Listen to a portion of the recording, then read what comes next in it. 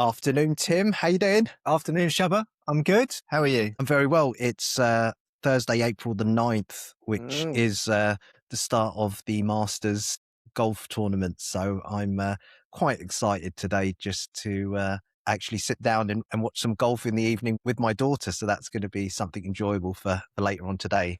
One of my favourite periods of the year, this 4-day stretch when the Masters comes on. So yeah, looking forward to that. But before I indulge in some golf watching later on today, this week we're going to tackle a conversation around, I guess we're going to call it sort of like getting older or aging and how that interacts with life and money. Do you want to say a little bit about what listeners might get from this conversation if they stick all the way to the end?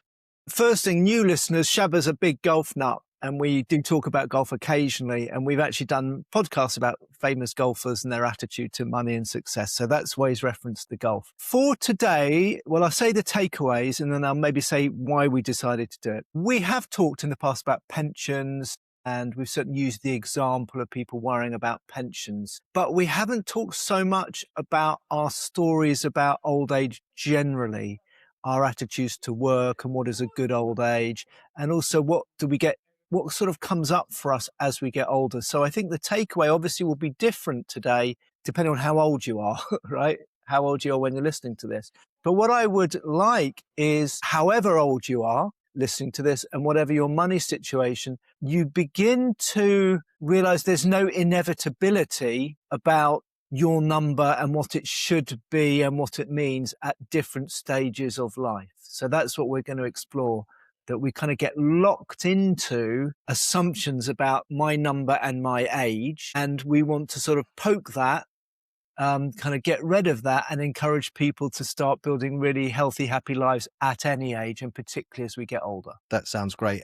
Yeah, we have talked about this in episode 9, which was about the retirement trap and believing that there's something tied up with having a certain number at a certain age and a badge of success in reaching the age of 60 and being able to tell the world that now I can retire. So that was episode 9. And I think our series on work, which started on episode 47, which was all about work and suffering and trying to get to a place where we no longer have to work and no longer have to suffer. I think they're quite good places for people who might find this conversation useful to go back and listen to those.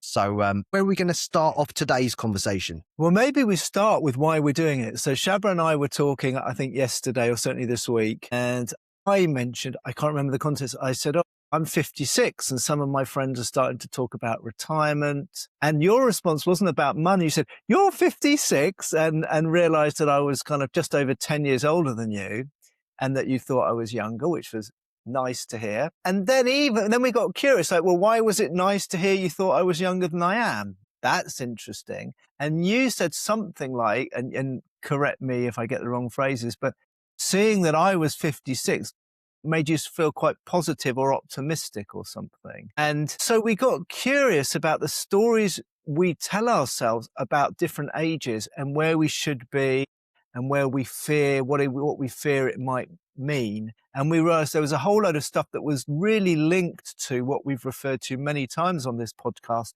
the sort of industrial number, money-centered logic or way of seeing things, and a much more free-flowing, organic, life-centered view of seeing things.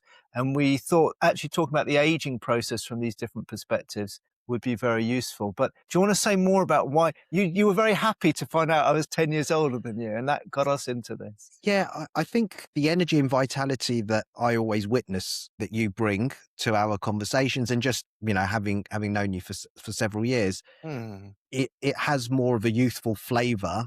And also, I would say you're less hung up and stressed about the number, or at least that's the message that I've taken from you. Yeah, which I would expect you kind of walk the walk. I was just like, well, Tim's got this youthful energy and vitality. I thought he was younger, and so that was quite refreshing for me, 10 years younger, to think, okay, well, as I get older, I could be still having youthful energy and vitality and not being sort of stressed about the number. And actually, through our conversations, I have seen a slight shift in my approach to retirement as being a badge of honor by hitting a certain number and feeling quite stressed that I'm not on track to hit the number that I need. And also because I'm just in conversations with people who come to me with that exact problem of, well, I need a certain number. I don't know how much it is, but I don't want to be working past the age of 60 or whatever the age is. And I've started to feel less pressure to say, well, actually, regardless of the number, I don't think that I'm any less or any more if I carry on working until I die. You know, given health and all the other variables, there is nothing wrong with having an enjoyable life with or without money. And if I need to continue working to sustain my lifestyle past a certain age, that isn't going to break me psychologically or cause me to panic and worry as it may have done. I've seen a slight softening of that. And in fairness, in a lot of conversations with my clients, there isn't this idea that, well, I want to reach 60 and I just don't want to do anything. There is this idea of, well, I'd still like to contribute and do something. I just maybe don't want to have to be doing the same thing that I'm doing now. That's maybe a generalization, but that's where I was with this thinking and the conversation that we had. So yeah, hopefully that puts a spin on things for the listeners. But yeah, I've definitely noticed through our conversations that I'm less pinned on what it means to retire at 60 kind of thing. Okay, great. There's a lot in what you said, so we'll try and unpack it. There'll be a few chunks. One thing just to notice is, again, how quickly, even though we didn't mean it to, we talk about retirement, right? So I think today we need to unpack this idea of retirement, which is a very modern industrial creation. I think it's, well, let me name a few things and then we'll come back. So I think we need to look at retirement. What's retirement? I mean, obviously I'm going to die at one point and then I'm properly retired. But until then, I wake up every day and I get to do stuff or not do stuff. And sometimes I get money for it and sometimes I don't. But fundamentally, this weird idea that there's sort of this thing called retirement, something we've made up comparatively recently. My understanding is in traditional communities, indigenous communities, there isn't something called retirement. You wake up, you do shit, you're part of the community, and what you do changes as your capacity changes, maybe as your physicality changes, as your wisdom deepens. So maybe when you get older, you have a different role. But the idea at a certain age, you just don't do anything, or you don't do anything, quotes, productive, is sort of made up. So even that idea that we're aiming for an age where we get to retire, I think is very strange. And maybe we'll come back to that. It seems to me this badge of honor that you mentioned, that you maybe used to have, or some people used to have, that, oh, at 60, if my number's right, I can stop working. That only makes sense if I hate my work or don't want to work, or if there's something I'd rather do instead of my work.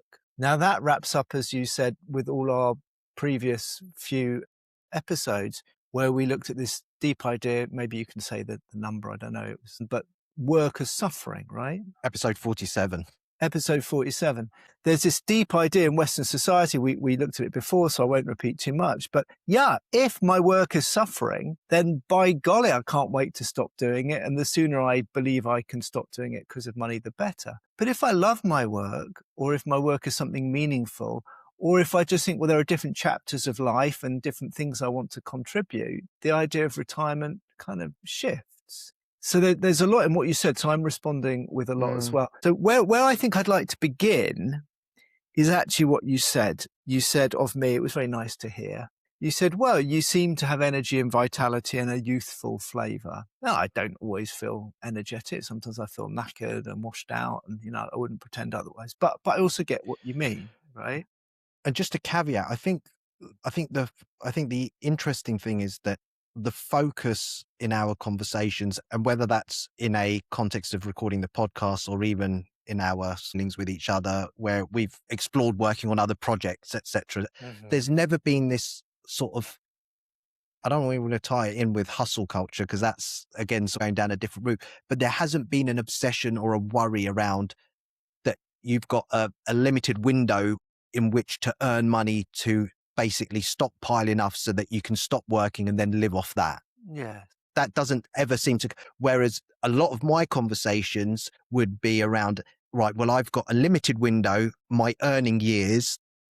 Mm, So I've got to make sure that I'm doing everything possible and sometimes sacrificing a lot now mm, for the promise of mm, something in the future, because I'm very deeply worried that my earning years or my earning capacity will suddenly stop at a mm. period of time. And then I'm basically on my own to Yes. fend for myself Yeah. and provide. And I don't get that angst from you.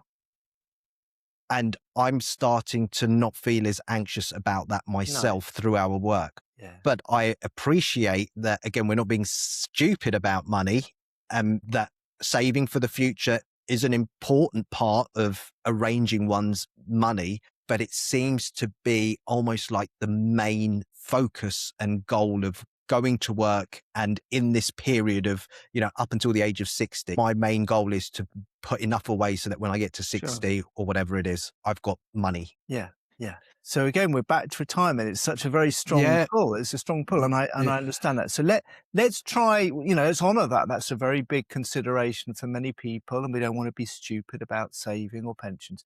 But let's see if we can widen the conversation. Because however we relate to this idea of retirement, or however we feel about the money we've got or haven't got, is part of a much bigger picture, which is our life journey and actually the society in which we live in. So let's just see if we can widen the angle a bit. So if I come back to this word energy, vitality, youthful flavor, not being, I think what you're suggesting is there's a connection between not being too fixated on how much money can I get by the time I'm 60 or 70, and being able to stay a little bit youthful, vital, curious, flexible, creative, right?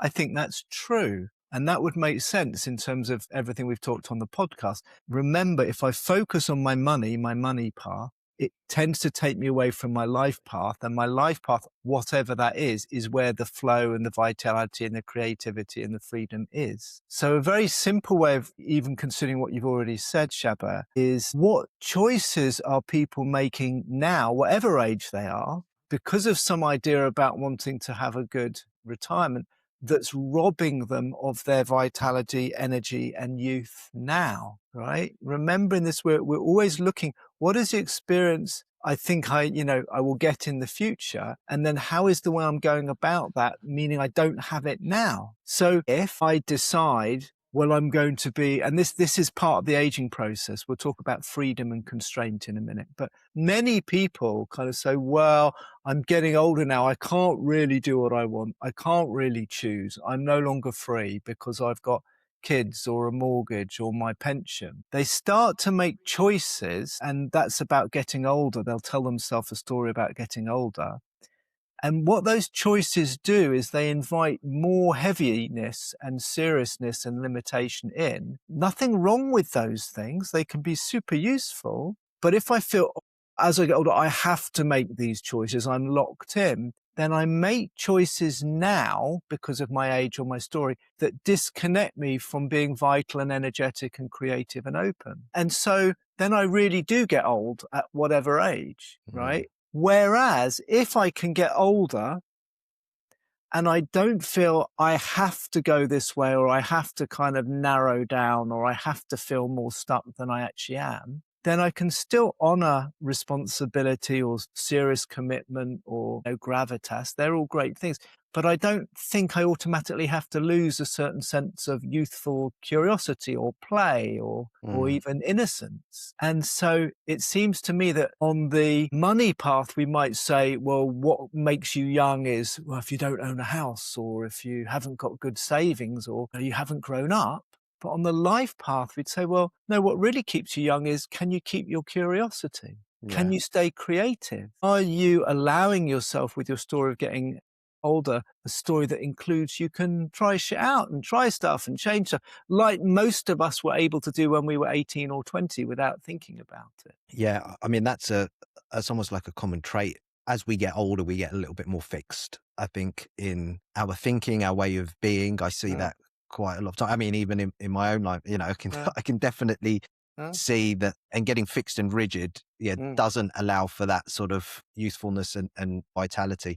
I was speaking to someone just the other day, and he presented something to me which really highlighted this thing about aging and the fact that doors still open and opportunities to embrace a life path still exist.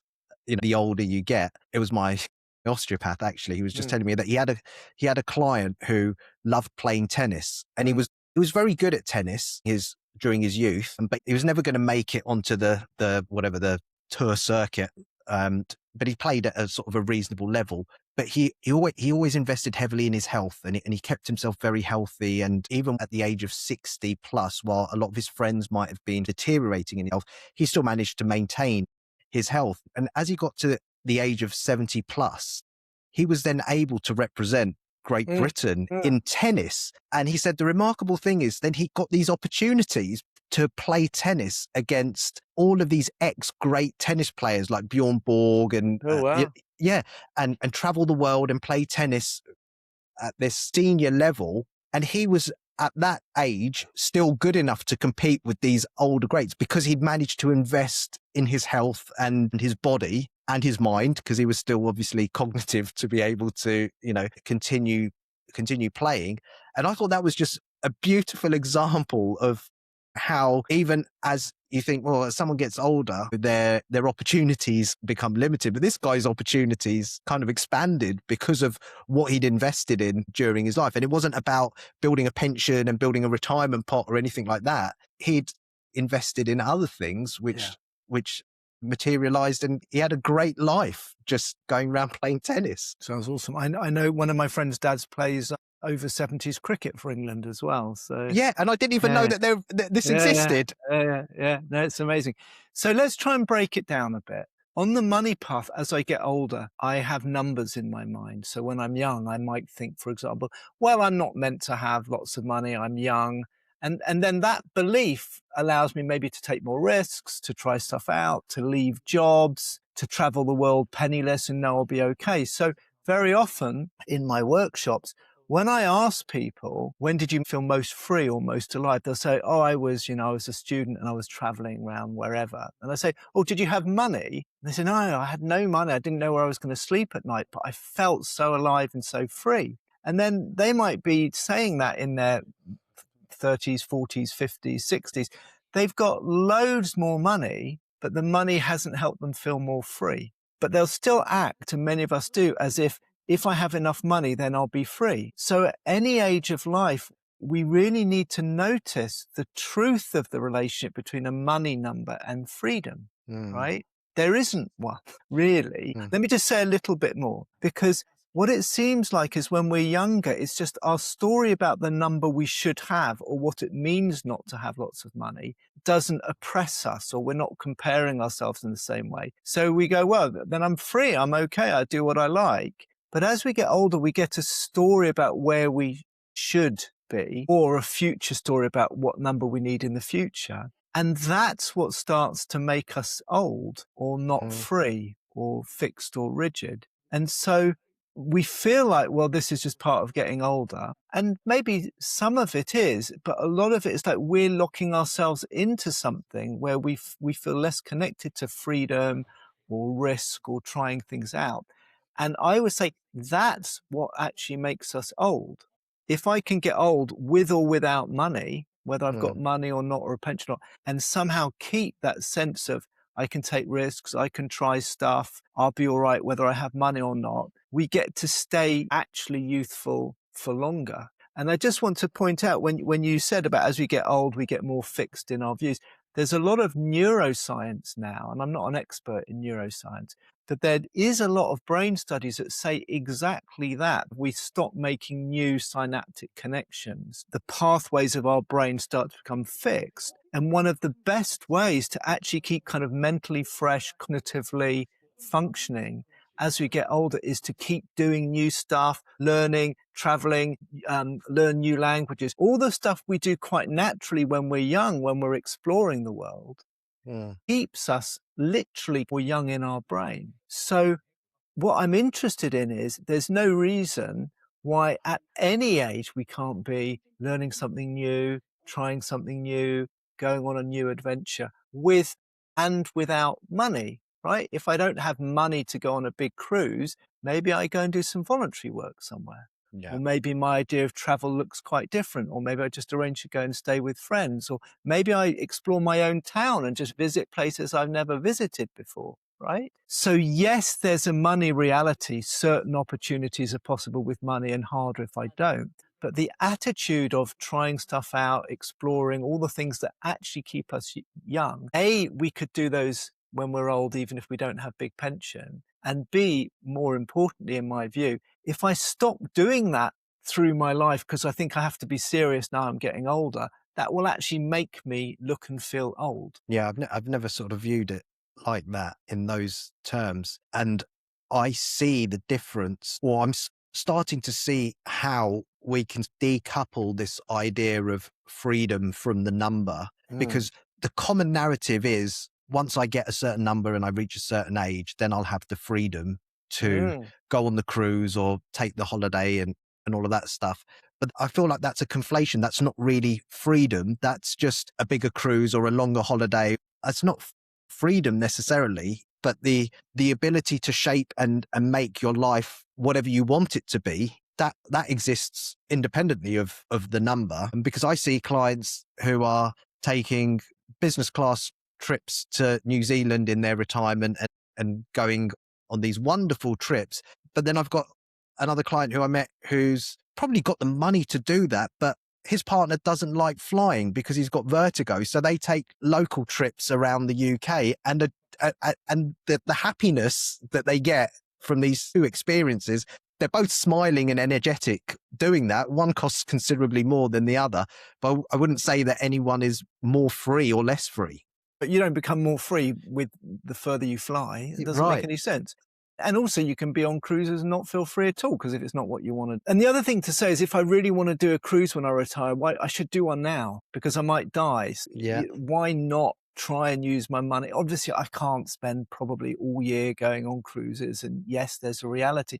But if there's some really exciting trip I'm saving up for my retirement, if it's at all possible, do it now or take a sabbatical. Why? Well, A, because I might die and it'd be a shame not to do it. And B, because when I have those experiences, whatever those experiences are, writing the novel, traveling the Serengeti, learning to sing opera, whatever it is, visiting my friends more, doing that and having the attitude that I can do those things now with and without money will keep me young, will keep me Mm. vital. And so it's more likely I live and have a good, healthy old age anyway, and then I get to do even more, which is super. Whereas, if I dull down and become rigid now because I think of some future freedom, it's more likely that I've just become a very dull, rigid, and possibly unhealthy person when I retire. And then lots of money doesn't help me so much. I want to go again a bit beyond retirement. Yeah. And you and I were talking the other day, and you mentioned it again in the check-in.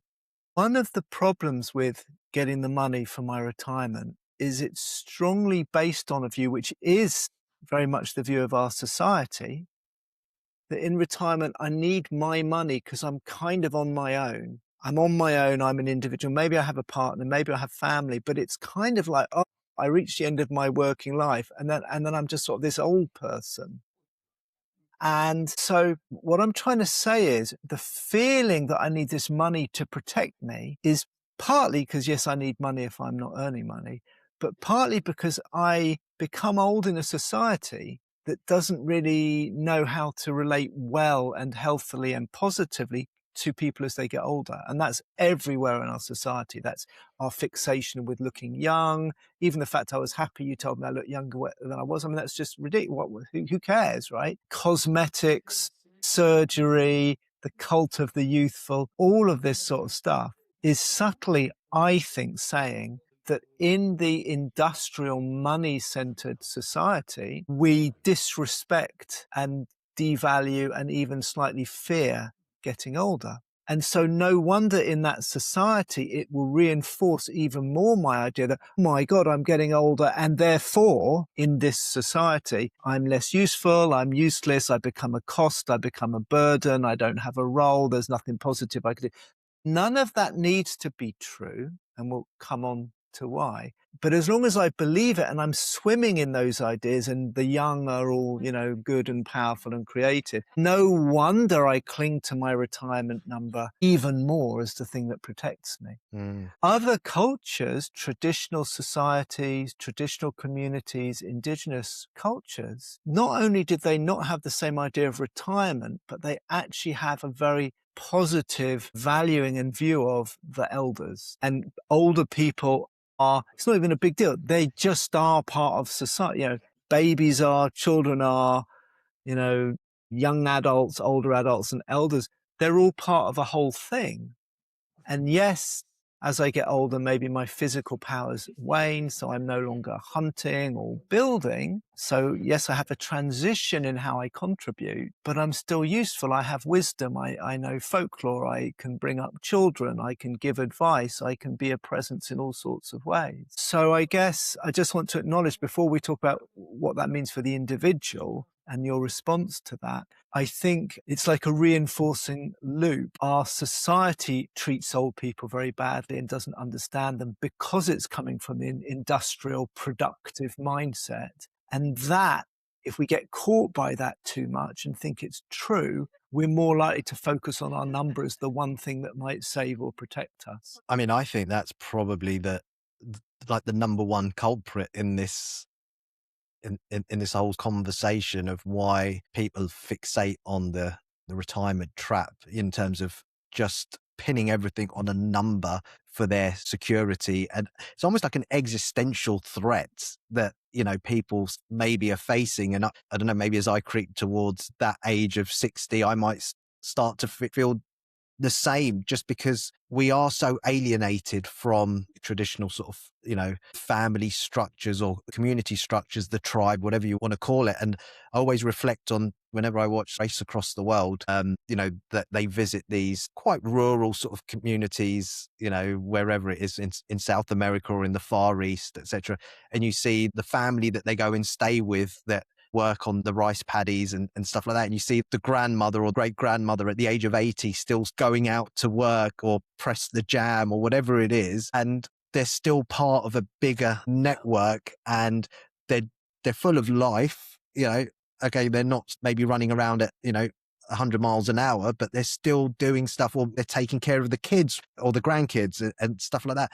And there doesn't seem to be this fixation on a number or retirement within that particular community, because it just feels like part of life. Well, indeed, because it is. It right? is, right. It's just, So let's look a bit about what might be going on there, and then how, as individuals at any age in this society, how might we respond to that, maybe in our last sort of 5 or 10 minutes. The first thing to notice is, you remember we say the money-centered industrial view of life fixates on numbers because they're quantifiable, measurable. Often the number is about money, how much am I earning, the size of my pension. But there's another big number here, which is this idea that at 65 or 67, I go on this massive identity transition from a, quote, working, productive member of society to a retiree.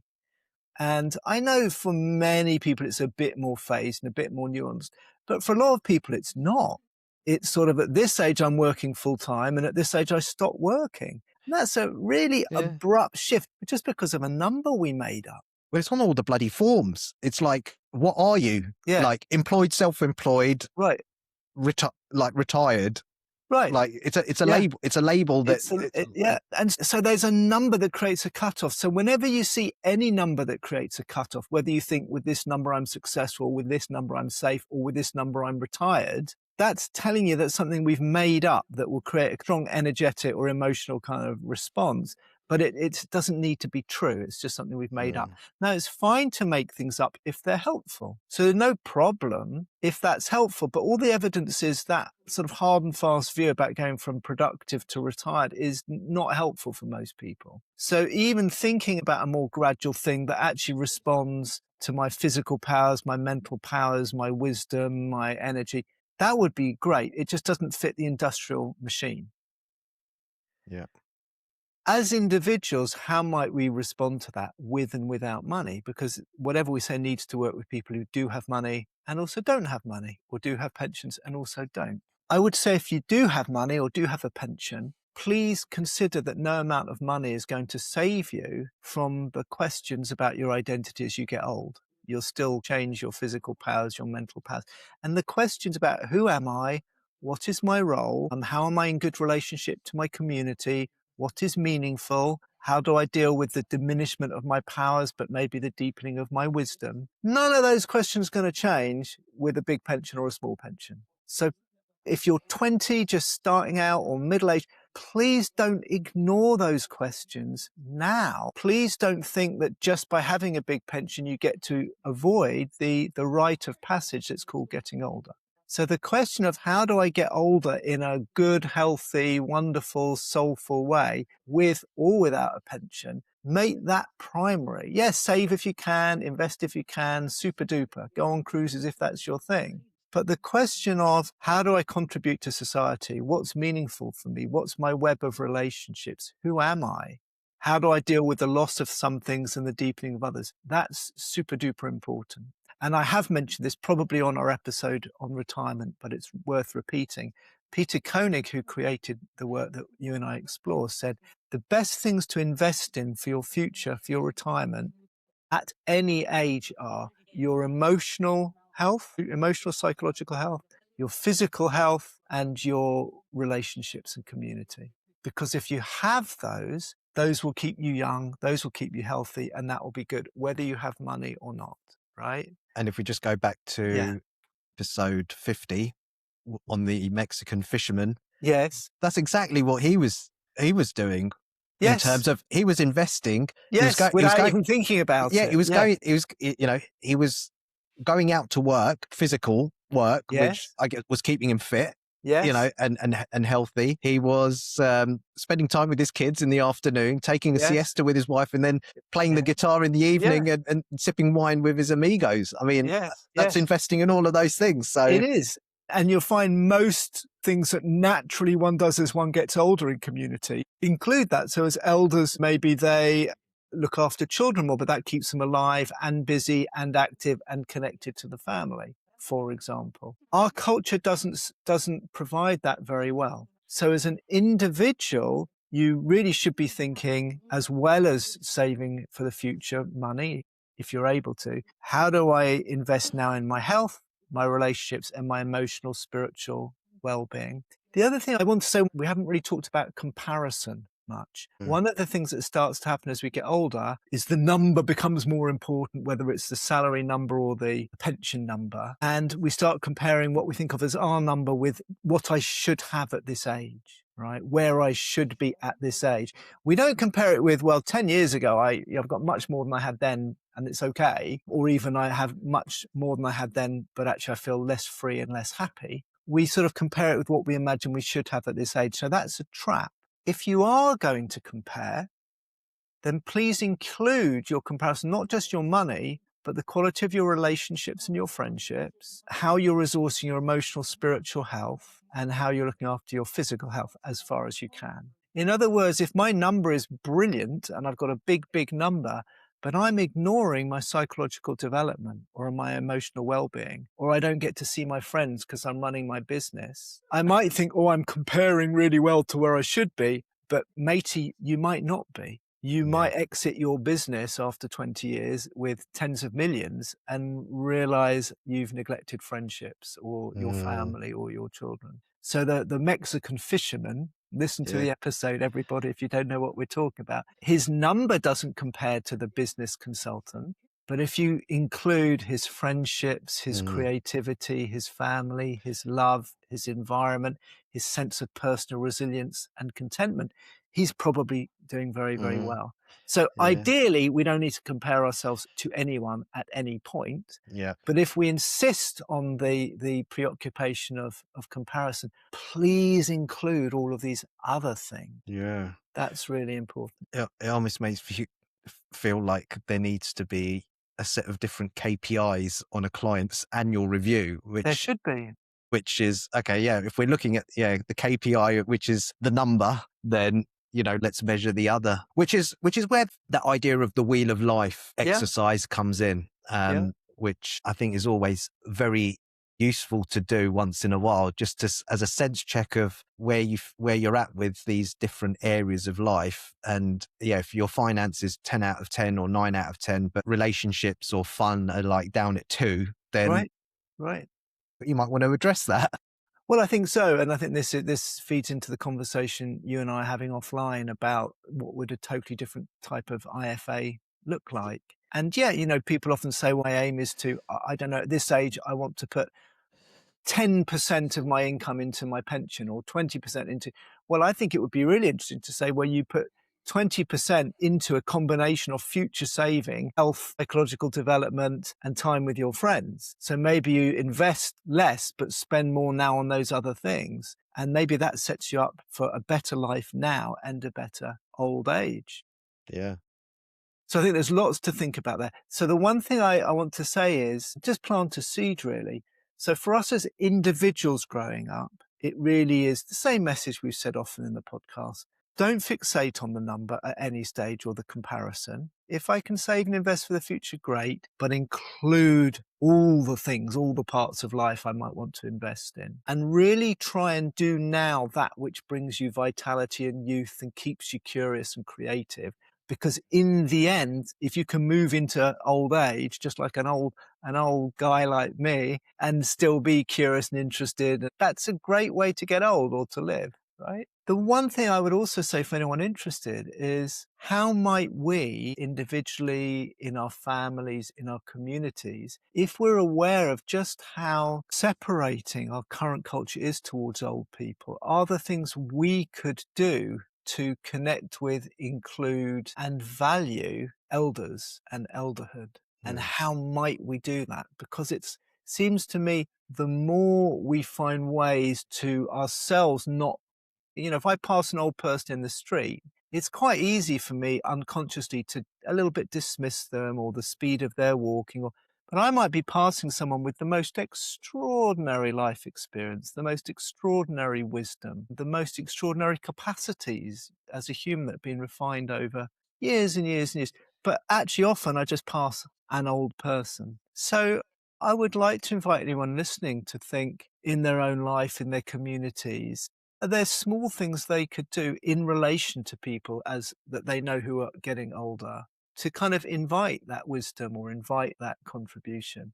Because I think the more we can all do that, that's nice for them, but we slowly start to create a society where we're all less uptight about getting old and having big Yeah. pension pots. I think that's just the valuable sort of takeaway, is to start to make the small changes within the environment that you find yourself in, because that's the only way that the bigger narrative changes.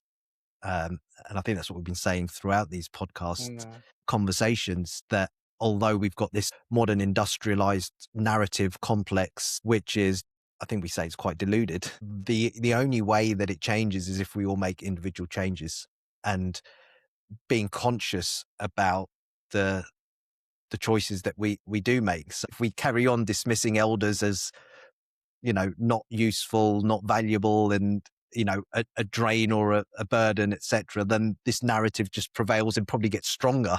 So yeah, useful and very valuable. And you still look extremely youthful, Tim. So Not bad for an old man. Thank not you, mad, Shabbat. not bad for an old man. I think we'll leave it there for this All week. right, my friend. See you I'll soon. see you next time. Enjoy the golf. Thank you. See ya. Bye-bye.